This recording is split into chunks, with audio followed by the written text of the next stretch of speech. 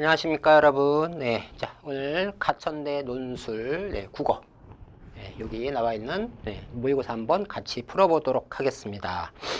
자, 우리 가천대 논술은요, 물론 이제 다른 학교도 다 이렇게 어떤 특징이 있겠지만, 가천대 논술 인문계 몇 문제 보죠? 9문제 나오죠.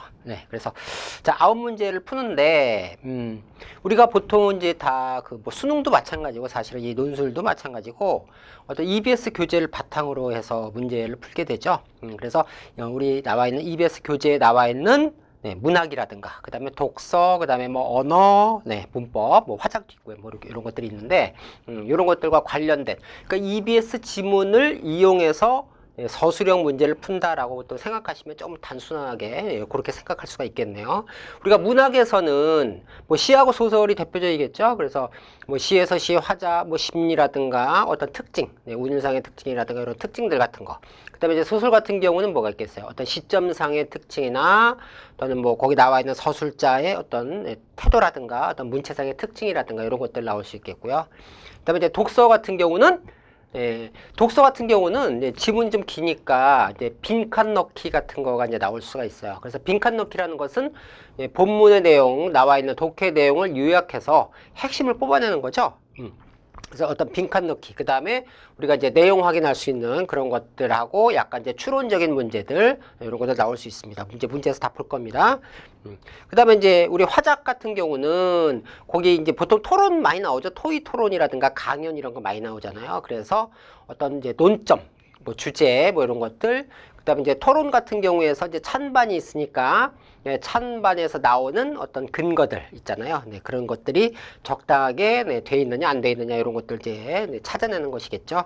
그 다음에 이제 문법 같은 경우, 언어 같은 경우는 이제 일단 기본적으로 이론이 바탕이 돼야 됩니다. 문법은 이론이 바탕이 된 후에 그 다음에 거기에 관련된 이제 구체적인 사례를 갖다가 이제 좀 설명하는 거겠죠. 자, 우리가 이제 논술이라고 그래서 이제 보통 이제 서술형과 관련이 있는데 이 답을 어떻게 쓰냐가 되게 중요하겠죠. 그래서 무작정 그냥 쓰면 되는 것이냐 그런 것은 아니고요. 그런 건 아니고 꼭 필요한 그런 단어 어휘가 있죠. 답이 있습니다.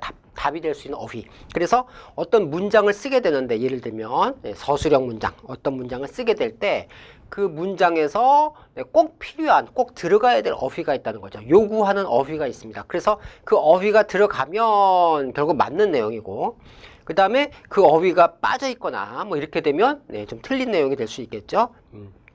근데 이제 그거는 어떻게 알아낼 수 있냐 하면 우리가 보통 이제 어떤 상황을 배우잖아요. 그래서 어떤 내용들을 이렇게 배우잖아요, 학교에서. 그러면 그 배울 때 그 설명하는 그 핵심 내용이 있을 거예요, 분명히. 이 단어가 이런 내용이 나왔을 때 이거는 이런 의미다. 요런 내용이 나왔을 때 이거는 이런 의미다. 라고 우리가 보통 객관적으로 인정되는 그 내용의 답. 그게 바로 꼭 필요한 어휘다라고 우리가 생각할 수 있을 것입니다. 그래서 그런 어휘들은 꼭 들어가야 된다. 왜냐하면 서술형이라는 것은 어떤 이제 문장 형태로 보통 많이 쓰게 되겠죠. 물론 문장 형태가 아닌 경우도 있지만, 그래서 이제 주어 서술어 그렇게 쓰면서, 근데 주어가 사실 꼭 앞에 있는 게 아니고 뒤로 갈 수도 있는 거잖아요, 상황에 따라서. 그러니까 서술형에 나왔는 어떤 내용, 이런 논술이나 서술형의 문제에서는 뭐 주어 서술의 위치가 중요하냐 그런 게 아니라 꼭 필요한 그 내용이 들어가 있느냐 들어가 있지 않느냐에 따라서 점수가 되느냐 안 되느냐 그 문제다라는 거 그렇게 보시면 될 것 같습니다.